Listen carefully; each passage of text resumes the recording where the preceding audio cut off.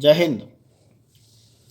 राष्ट्रपति के अभिभाषण के धन्यवाद प्रस्ताव पर आज देश के प्रधानमंत्री नरेंद्र मोदी जी ने अपना वक्तव्य देश के सामने रखा। इस वक्तव्य का इंतजार देश के करोड़ों लोग कर रहे थे, क्योंकि यह इस वर्ष का पहला वक्तव्य था। इसमें नरेंद्र मोदी जी ने अपने पिछले वर्ष की उपलब्धियां और भविष्य की योजनाओं का खाका पूरे देश के सामने रखा। बहुत लंबे समय के बाद नरेंद्र मोदी जी का यह रूप हम सब के देखने में आया। अपने पुराने अंदाज में, अपने विरोधियों को चुटीले अंदाज में किस तरीके से टारगेट करना और अपने विरोधियों से किस भाषा में उनको जवाब देना, यह उनका अपना अंदाज है। यह जो वर्तमान में राजनीति में है, उन्हें उस अंदाज को जरूर देखना चाहिए। आज नरेंद्र मोदी जी ने जहां कोरोना काल के दौरान भारत की क्या भूमिका रही, किस प्रकार से आज दुनिया बाकी देशों से अपेक्षा कर रही है, वहीं भारत विश्व को कोरोना की वैक्सीन दे रहा है, इस पर प्रकाश डालते हुए अपनी सरकार की पीठ थपथपाई। और यहाँ लॉकडाउन के पीरियड के दौरान जिस प्रकार से लोगों ने अपने धैर्य का परिचय दिया, उसको लेकर भी पूरे देश के लोगों की उन्होंने सराहना करी। देश के इतिहासकारों के बीच में एक विमर्श को छोड़ करके आज नरेंद्र मोदी जी ने एक ऐसा बयान दिया देश के संसद की पटल पर, जो इससे पूर्व के किसी भी प्रधानमंत्री ने या किसी भी सांसद ने नहीं दिया था। उन्होंने कहा कि सुभाष चंद्र बोस इस देश के पहले प्रधानमंत्री थे। हालांकि यह इतिहासकारों में चर्चा का विषय भी रहेगा और पॉलिटिकल साइंस के जो स्टूडेंट हैं उनके लिए भी यह प्रश्न रहेगा, क्योंकि यदि हम स्टेट नेशन के कॉन्सेप्ट की बात करते हैं तो उसमें कहा जाता है कि किसी स्टेट के लिए चार बहुत महत्वपूर्ण चीज़ें हैं। पहली चीज़ है कि उस देश के पास अपना भूभाग होना चाहिए। दूसरा, उसके पास जनसंख्या होनी चाहिए। तीसरा, उस देश के पास सरकार होनी चाहिए। चौथा, उस सरकार की प्रभुसत्ता होनी चाहिए और उस सरकार को दूसरे देशों की मान्यता भी प्राप्त हो। अगर हम आज़ाद हिंद फौज के गठन के बाद आज़ाद हिंद सरकार का जो गठन हुआ, जिसके पहले प्रधानमंत्री सुभाष चंद्र बोस थे, तो इन चारों जो मूलभूत तत्व किसी राज्य के लिए चाहिए, वह उस समय की सरकार में थे। एक निश्चित भूभाग था, वर्तमान का म्यांमार, उस समय का ब्रह्मदेश, भारत का पूर्वोत्तर भाग, अंडमान निकोबार द्वीप समूह, उस समय उस राज्य की सरकार उस आज़ाद हिंद सरकार के अंतर्गत आते थे। जनसंख्या भी उसमें थी, भूभाग भी उसमें था, सरकार भी थी, और उस सरकार को मान्यता उस समय के 8 देशों ने दी थी। हालांकि जो आज भारत का स्वरूप है, वह स्वरूप उस समय नहीं था, और इसको भावनात्मक आधार पर और वैचारिकता के आधार पर अलग अलग कसौटियों से कसा जा सकता है, और इस विमर्श को मैं आप लोगों के लिए छोड़ता हूँ। उन्होंने जो बहुत महत्वपूर्ण पिछले 3 महीनों से सड़क पर आंदोलन चल रहा है, कुछ लोग उसे किसान आंदोलन बोलते हैं, मैं उसे केवल आड़तिया आंदोलन कहता हूँ, बड़े किसानों का आंदोलन कहता हूँ। आज नरेंद्र मोदी जी ने इन दोनों शब्दों का प्रयोग ना करते हुए ठीक ठीक चौधरी चरण सिंह जी के शब्दों को कोड करते हुए उन्होंने कहा कि 2 एकड़ से कम भूमि वाले किसानों की जनसंख्या 1971 के जोत सर्वेक्षण का उन्होंने हवाला दिया और कहा कि 50% ऐसे किसान हैं जिनके पास 2 हेक्टेयर से कम भूमि है।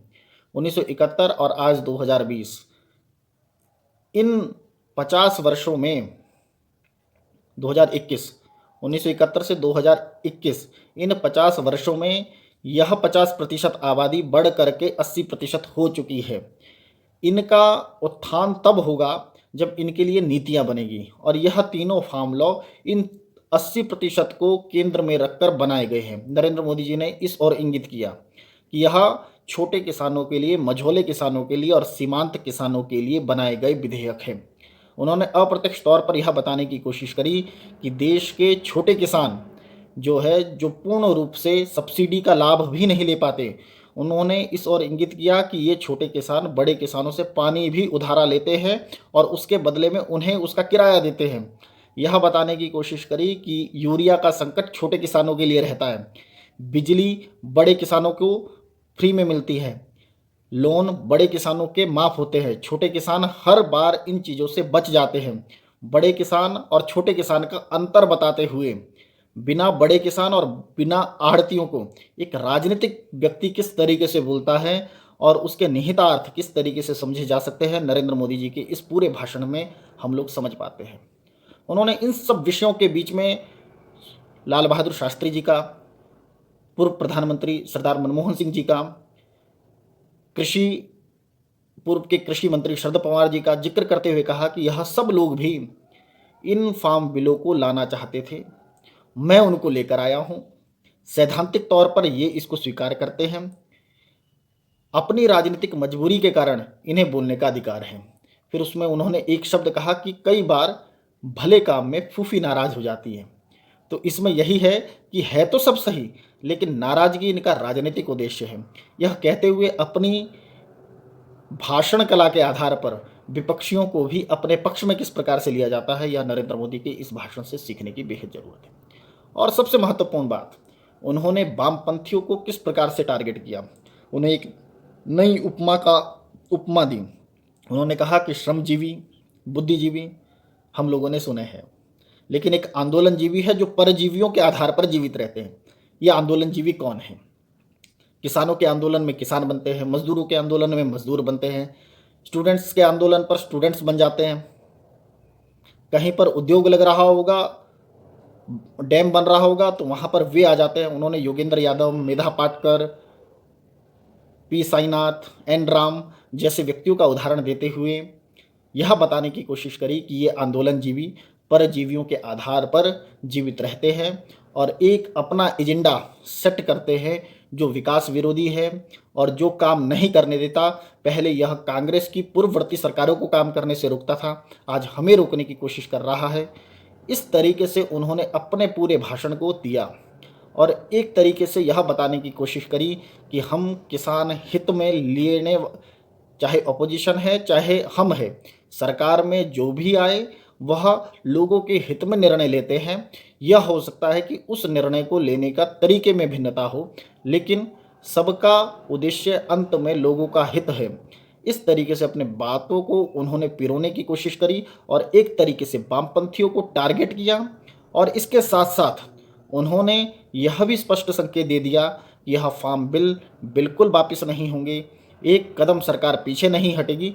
समीक्षा होगी तो बाद में होगी, लेकिन आज इन फार्म बिलों को लेकर जो देश के प्रधानमंत्री ने कहा वह इस ओर इंगित करता है कि देश की सरकार इन फार्म बिलों के साथ पूर्ण रूप से खड़ी रहेगी और इसे इम्प्लीमेंट करवाने के लिए वचनबद्ध है। बाकी की समीक्षा और अगले विषय के लिए आप सबसे निवेदन है कि आप लोग भी कमेंट के माध्यम से मुझे सुझाव दें कि मैं इस विषय पर वीडियो बनाऊं।